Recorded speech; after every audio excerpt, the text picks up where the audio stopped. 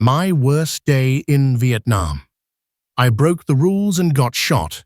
In Vietnam, there were rules, simple rules, designed to keep you alive in a place that seemed to want you dead. Keep your distance from the guy next to you. And never, ever point. Pointing got people killed. It was just that simple. I knew the rules. We all did. They were drilled into us until they were supposed to be second nature. But on a routine patrol, on a day that felt just like any other, I got complacent. I got lazy. I broke both of them. And in a split second, the world just exploded. That was February 22nd. That was my worst day in Vietnam. February 22nd, that date is burned into my memory. It's not a day I celebrate, it's a day I remember. It's a day that plays back in my head, sometimes in quick flashes, sometimes in agonizing, slow detail. It's the day I learned, the hard way, why those rules existed. It was the day I almost died, the day I watched my captain go down, and the day I had to find a strength I never knew I had. It all started so simply too. We were on patrol. Just another day in the jungle. Section 1. The setup. A routine day, the sun was already beating down, turning the air into this thick, wet blanket. The jungle was alive, but not in a good way. The constant hum of insects, calls from birds you never saw, the rustle of things you couldn't see in the undergrowth. It all just became background noise you learned to live with, but you never trusted it. The triple canopy overhead was so thick it blotted out the sky, plunging us into a kind of permanent, humid twilight. Patches of sun would break through, painting stripes on the jungle floor that made it hard for your eyes to adjust. It played tricks on you. A shadow could be a log, or it could be a man waiting for you. We were moving through it, a column of ghosts in green. You learn to walk a certain way in the jungle, how to place your feet just right to avoid snapping a twig, to move with a silence that feels completely unnatural. The goal was to be a part of the jungle, to blend in, but we never could. We were too loud, too big, we smelled different. We were outsiders, and the jungle knew it. The tension was a physical thing. You felt it in your stomach, in your shoulders. Even on a routine patrol, you were never relaxed. You were just in a constant state of low-level fear, just waiting for a sound that didn't belong, a sudden movement, the burst of violence that could come at any second, from any direction. That day, the mission was simple, a standard search and patrol. We'd done it 100 times. We came to a small stream, maybe 15 feet across, the water a murky brown. It was about waist high, and we crossed it one by one, holding our rifles over our heads. For a moment, the water was cool, a brief break from the suffocating heat, but the mud on the bottom just sucked at your boots, trying to pull you down. Once we were across, we were right back in the steam bath, soaked and miserable. We continued on for another click or so, the point man leading us deeper into the green maze. Then he gave the signal. Halt! Up ahead, through a small clearing, we could see it. A hutch. A small, simple shack made of wood and thatch, the kind you saw everywhere. It could be an innocent farmer's home. It could be a storage shed. Or it could be a fortified enemy position, the center of an ambush. You just never knew. The captain, a good man, held up his hand and moved forward. He called me up. I was his RTO, his radio telephone operator. My job was to stick to him like glue, be his link to the outside world. He was the brain, I was the voice. He looked at the hutch, then looked at me. "Go check it out," he said, his voice low. "Look for false walls. Anything suspicious. You know the drill." I knew the drill. I nodded, my heart starting to thump a little faster. Approaching any structure out here was a risk. I moved towards it, my M16 at the ready. The area around it was too quiet. The insects seemed to have gone silent. My senses were on fire. I circled it once from a distance, looking for tripwires, for any sign of disturbed dirt. Nothing. I came up from the rear, pressing my back against the flimsy wall. I listened. Silence. I took a deep breath and moved to the doorway. I swept my rifle inside, then followed it in. The air inside was thick with the smell of damp earth and charcoal. It was dark, and my eyes struggled to adjust from the dappled light outside. I moved slow, methodical. I ran my hands along the walls, feeling for hollow spots. I stomped on the packed earth floor, listening for the telltale echo of a tunnel. I checked the low ceiling. It all seemed solid. It all seemed normal. It was just an empty, forgotten little shack. I felt a small wave of relief. False alarm. I backed out of the hutch and turned to report to the captain. He was standing where I left him, about 30 feet away, waiting. My squad was fanned out behind him, providing security. It was textbook, everything by the book. Everything was okay. And that's when I got stupid. Section 2. The inciting incident. Breaking the rules. Complacency is a killer. It whispers in your ear that you've seen it all, that you know what you're doing, that this time is just like all the others. It makes you lazy. And I let it get to me. I walked back towards the captain, the relief of finding that empty hutch making me drop my guard. The first rule I broke was distance. In the jungle, you're supposed to maintain spacing, 15 to 20 feet apart. It's not because you don't like each other. It's so one grenade or one burst from a machine gun can't take out 2 or 3 of you at once. It's a simple, brutal math. But as I walked towards the captain, I closed that distance. I walked right up to him, shoulder to shoulder. Mistake number 1. He looked at me. "Well?" "Nothing, sir," I said. "It's clean. No false floors, no hidden compartments. Looks like it's been empty for a while." And then I made the second mistake. The big one. The one they hammer into you never to do. I pointed. I lifted my hand and pointed right at the hutch. I checked all the walls, the ceiling, and the words caught in my throat. As my hand went up, my eyes followed the gesture, and I saw what I had missed.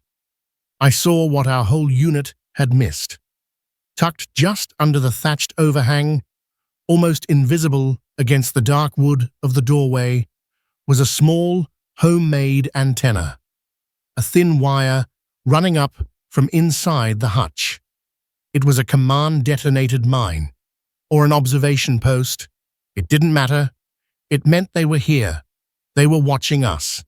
They had been watching us the entire time. They let me walk in. They let me walk out. They were waiting. Disciplined. They were waiting for the perfect shot. And by standing next to the captain, the man with the radio antenna on his back, the obvious leader, and by pointing, I had just given it to them. I had painted a giant bullseye on the both of us. My blood ran cold. It was a split-second realization, a moment of pure, crystal-clear horror.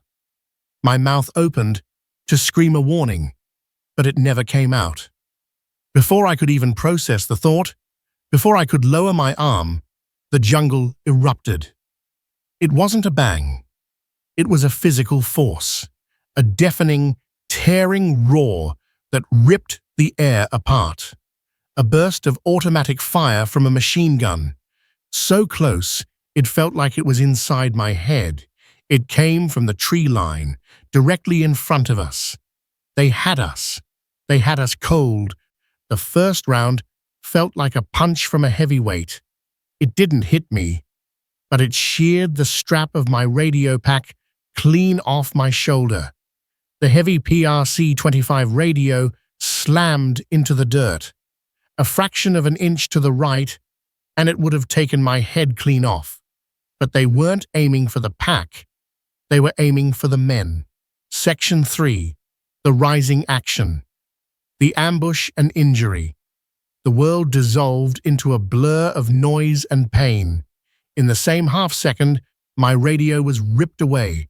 The bullets found me. It's not like the movies. There's no dramatic flourish. It was just a series of brutal, violent impacts. Hot, searing metal tearing through flesh and bone. One hit the nape of my neck, a burning, slicing feeling. I still have the scar. It felt like someone touched me with a white-hot poker. Another one must have fragmented because a spray of shrapnel peppered my side, tearing through my fatigues and into my skin like a handful of burning gravel. Then the main impacts. 3 rounds slammed into my right shoulder just above the clavicle. The force was unbelievable.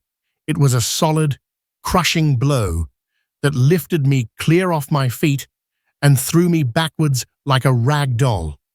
I flew a good 15 feet before I landed in a heap on the muddy ground. For a moment, there was nothing. Just a high-pitched ringing in my ears and bright, blinding spots in my vision. The smell of cordite and hot metal filled the air. I was on my back, staring up at the canopy, trying to figure out what just happened. My whole right side was numb, just a dead weight. Then the numbness gave way to a wave of fire, a deep, throbbing agony that seemed to take over my entire body. I tried to push myself up, but my right arm wouldn't respond. It was just gone. I looked over and saw the shredded tatters of my uniform, soaked in a dark, pulsing red. The sight of my own blood, so much of it, sent a jolt of pure primal fear through me. Through the ringing in my ears, the sounds of the battle started to filter back in. The steady, heavy chatter of the enemy machine gun, the sharp crack of M16s from my squad returning fire. Men were shouting. Someone was screaming. I looked over to where I'd been standing. The captain was down. He'd been hit in the same burst. He was on his stomach, not moving. The sight of him lying there, still and silent, was worse than my own pain. He was our leader, our anchor. Seeing him go down felt like the whole world was coming apart. The ambush was perfect. They'd waited for us to cluster up. They'd waited for me to make my mistake. And now they had us pinned down in the open. Bullets were whipping through the air, thudding into the trees around us, kicking up dirt just inches from me. I was completely exposed. I had to move. I had to move now. Section 4. The fight for survival. The moat and the medic's adrenaline is a hell of a drug. It can override pain, sharpen your thoughts, and give you strength you didn't know you had. It surged through me, a chemical cocktail of fear and the will to live. I had to get to cover. My eyes darted around, looking for anything. A rock, a log, any dip in the ground that could stop a bullet. The only real cover nearby was the hutch itself and the small ditch or moat that surrounded its base. It was maybe 4 feet deep, a perfect trench. My first instinct was to roll into it. But then another piece of training, another horrifying lesson from this war, kicked in. Punji sticks. That ditch was too perfect. It was the obvious place to go, and the VC knew that. They would have filled the bottom with sharpened bamboo stakes, hidden under the water or loose dirt, just waiting for a panicked GI to jump in. They'd dip them in poison or feces to guarantee infection. It was a gruesome, terrifyingly effective trap. So I didn't roll in. I scrambled, dragging my useless right arm, crawling on my belly through the mud.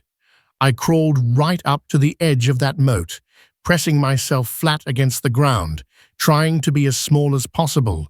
The lip of the ditch gave me just enough cover to get my head out of the direct line of fire. The machine gun was still hammering away, relentless. I could hear the snap and crack of rounds passing just over my head. I was breathing in ragged gasps, the pain in my shoulder a roaring fire. I felt a hand on my back and flinched. "Easy, soldier. It's me." It was the doc, our medic. He had low-crawled through the fire to get to me. He was just a kid, like most of us, but his eyes were calm, focused. He had a job to do. He started cutting away the shredded fabric of my fatigues to get to the wounds. "It's bad," I gasped out. Get the captain first." He looked at me, then over at the still form of our company commander. He nodded. "Stay here. Don't move." Telling him to get the captain wasn't a heroic gesture. It was just procedure. He was the commander. His life was tactically more valuable than mine. In the cold logic of combat, you save leadership first. But it was more than that. We would have done anything for that man. Seeing him down, it was like a wound to the whole company. Doc scrambled away toward the captain. I was alone again, with the noise and the fear. The firefight was raging. I felt useless, helpless, a wounded animal lying in the dirt, waiting. My rifle was somewhere behind me, out of reach. My radio was gone. I couldn't fight. I couldn't communicate. But I could still think. I had one more man with me, my ammo bearer. Every RTO had an ammo bearer, a second guy whose job was to carry extra batteries and ammo. His name was Daryl. Good kid from somewhere in the Midwest. He was supposed to be with me. "Daryl!" I screamed, my voice raw. "Daryl, where are you?" Section 5. The climax. A first kill and a desperate rescue. For a second, there was no answer. Just the chaos of the battle. My heart sank. Was he hit too? Then I heard rustling in the bushes to my left. "I'm here! I'm here!" Daryl's voice was high-pitched with adrenaline. He crawled up next to me, his face pale, his eyes wide. "You okay?" I asked. "Yeah, I'm okay," he breathed. Just as he said it, a figure rose up from the brush not 10 feet from us, an NVA soldier in black pajamas and a pith helmet. He wasn't looking at me. He was looking at Daryl, and he was raising his AK-47. There was no time to shout, no time to think. Daryl reacted on pure instinct. He didn't have time to raise his own rifle. He lunged forward, closing the distance in a single motion. He slammed into the enemy soldier, and the two of them went down in a tangle of arms and legs. I watched, horrified. It was a brutal, close-quarters struggle. I saw Daryl's arm flash, a glint of steel in his hand, his K-bar knife. There was a choked cry, a grunt, and then it was over. Daryl pushed himself up. He was covered in mud and blood. The other man didn't move. Daryl stood there for a second, looking down, his chest heaving. He had just killed a man, up close, with a knife. It was his first. The look on his face was a mix of shock, horror, and a grim resolve. He had survived. But the moment didn't last. As he stood there, The enemy machine gunner must have seen the movement and swung his weapon towards him. Another burst ripped through the air. "Daryl, get down!" I screamed. He turned to look at me, and that's when the bullets hit him. 1, 2, 3, right in the chest and stomach. He staggered back, a look of shocked surprise on his face, before he just crumpled to the ground. "No!" The cry was ripped out of me. Not him, not after that. Something inside me snapped. The pain, the fear, it all just vanished, replaced by a single, burning purpose. I had to get to him. I don't know where the strength came from. My right arm was a useless bleeding mess. But I used my left arm, my legs, everything I had. I crawled, pushed, and dragged myself through the mud over to where he lay.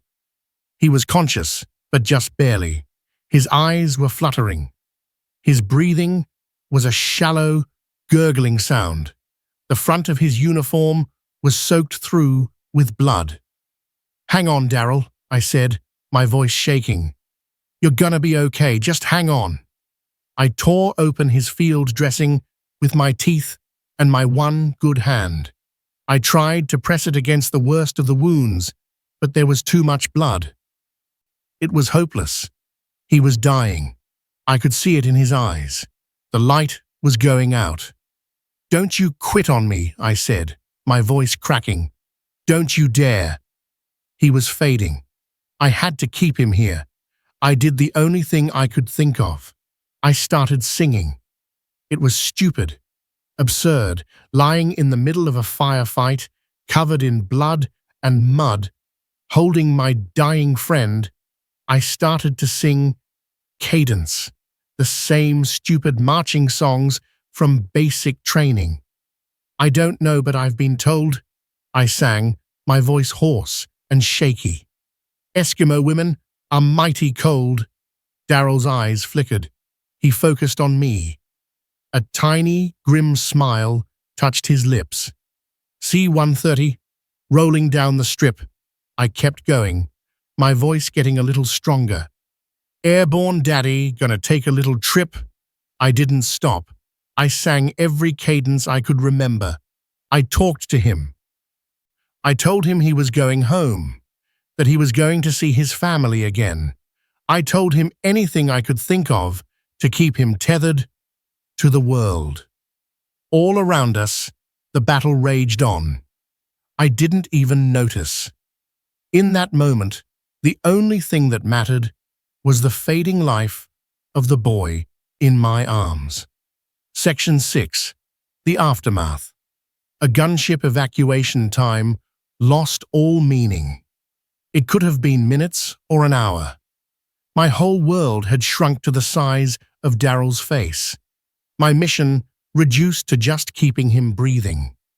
Eventually, the sound of enemy fire started to slacken. Our guys were gaining control. Someone must have gotten on a radio, because I heard the cry, "Go up!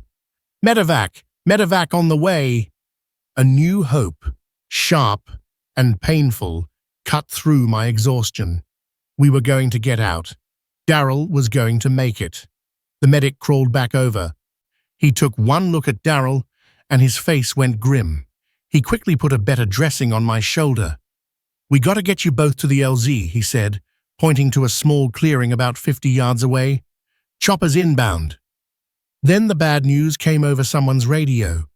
The regular medevac choppers, the Huey dust-offs, were all tied up on other missions, busy picking up other wounded and dying boys all across the country. There was a long, terrible silence. We were on our own. But then a new sound. Not the familiar whomp-whomp-whomp of a Huey, but a deeper, more aggressive thumping. A Cobra gunship, a shark, a hunter-killer, not a rescue bird. It wasn't designed to land. It was designed to rain down hell. But it was our only chance. The pilot was a madman or a saint, I still don't know. He brought that sleek, deadly machine down into the tiny clearing. hovering just a few feet off the ground. He couldn't land on the uneven terrain. The rotor wash was a hurricane, a storm of wind and debris that tore at us. "We have to go," the medic shouted over the roar. "Now!" I looked at Daryl. He was unconscious now. No way he could make it on his own. I looked at my own shattered shoulder. I didn't know if I could even stand, let alone carry another man. "I've got him," I said. It wasn't a choice. It was just a fact. I got to my knees, then to my feet.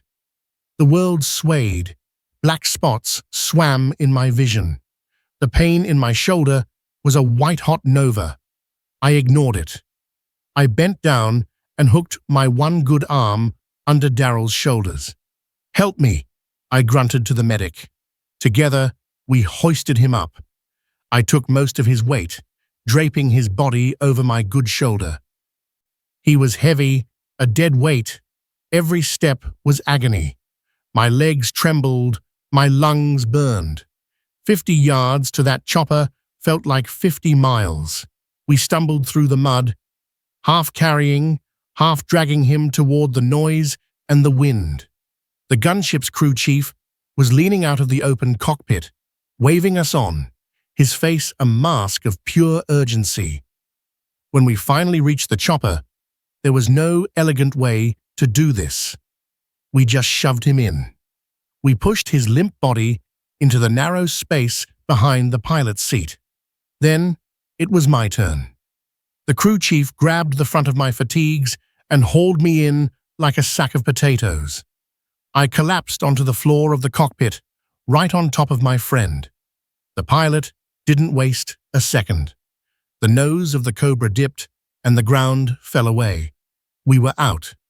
As we climbed, banking hard, I could see the battlefield below. The hutch, the stream, the green jungle that had almost been our grave. It all looked so small from up here. The flight to the hospital in Xi'an was a blur of pain and noise. I lay there, trying to keep pressure on Daryl's wounds, talking to him. Even though I knew he couldn't hear, I was running on fumes, the adrenaline gone, leaving a deep, bone-aching exhaustion in its place. All I could do was hold on and pray. Section 7, The Resolution and Reflection, The Price of a Mistake. Landing at the 93rd Evacuation Hospital was controlled chaos. The second the skids touched down, medics were there, pulling us out. They swarmed us, a flurry of efficient, life-saving motion. They put Daryl on a stretcher, me on another, and rushed us into triage. It was a nightmare, a huge building filled with stretchers, the air thick with the smell of antiseptic and blood. Doctors and nurses moved with grim, practiced speed. Men were groaning, screaming, or just lying there in a terrifying silence.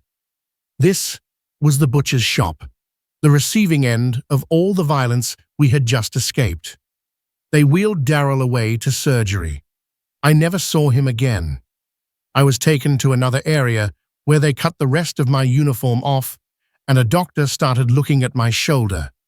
He was talking, telling me what was happening, but his voice sounded far away, like it was coming from the end of a long tunnel. "You're a lucky man," he said, probing the wounds. Couple inches lower, and this would have been a different story. I didn't feel lucky. I felt broken. I thought about the captain, lying still in the mud. I thought about Daryl, his face pale and shocked as the bullets hit him. I thought about the enemy soldier he had killed. The cost of that day was just piling up in my mind. As I was lying there, waiting for surgery, a familiar face appeared over me. It was my cousin. He was a supply clerk, stationed at the same base. He'd heard my name come in over the radio and rushed to the hospital. He just looked at me, his eyes wide. "What happened to you?" he asked, his voice shaking. I couldn't answer. I just looked at him. Seeing a piece of home, a piece of my other life, right in the middle of all this. It was too much. And that's when I broke. For the first time that day, I cried. I lay on that stretcher, covered in my own blood, and I just wept. I cried for the pain, for the fear, for the captain, for Daryl, and for the stupid mistake that started it all. I spent weeks in the hospital and months recovering. They patched me up, pulled the shrapnel out, and pinned my shoulder back together. The physical wounds eventually healed, leaving a roadmap of scars I carry to this day. But the other wounds, the ones you can't see, they take a lot longer. I learned later that the captain didn't make it. He died there in the mud. Daryl, against all odds, survived. He was shipped back to the States, and I never got a forwarding address. I hope he lived a good life. I hope he found peace. He earned it. Looking back on February 22nd, I see it all so clearly. I see the arrogance of a young soldier who thought he knew it all. I see how fast a routine day can turn into your worst nightmare. I broke 2 cardinal rules. I closed the distance, and I pointed. And by doing that, I got myself shot, and I got my captain killed. That is a heavy thing to carry. It's a weight that never really goes away. War isn't a story of heroes. It's a story of survival. It's about scared young men trying to keep each other alive in the face of chaos. On that day, I wasn't a hero. I was a fool who got lucky. And I was a brother who watched his friends pay the price. I survived, but a part of me will always be there in the mud, by that hutch, under the green canopy of the Vietnamese jungle. That's the part that never gets to come home. The stories of the men who fought in Vietnam are stories of courage, sacrifice, and survival. They are a part of our history. If these stories matter to you, and you want to ensure they are not forgotten, please consider subscribing to the channel to hear more from the veterans who were there. Conclusion: every soldier who comes back from a war brings a ghost home with them. For me, that ghost is February 22nd. It's a constant reminder of the thin line between life and death, between a routine day and the end of your world. They say you honor the dead by living. So I live with the memory. I live with the scars. And I remember the men who weren't as lucky as I was. I remember the captain. I remember Daryl. And I remember the price of breaking the rules.